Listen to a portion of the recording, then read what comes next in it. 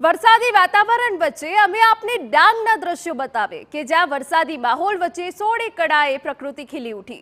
ગિરિમથક સાપુતારામાં ખીલી ઉઠ્યું કુદરતી સૌંદર્ય।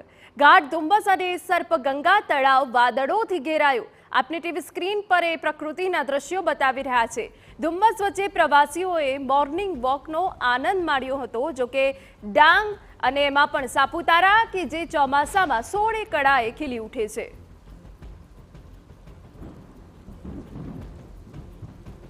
તો પ્રવાસીઓએ પણ આનંદ માણ્યો હતો જ્યારે વરસાદી વાતાવરણ સર્જાયું હતું। જો કે આગામી કેટલાક દિવસ હજુ પણ આ પ્રકારનું વાતાવરણ રહેવાનું છે ત્યારે સાપુતારામાં કુદરતી સૌંદર્ય ખીલી ઉઠ્યું હતું।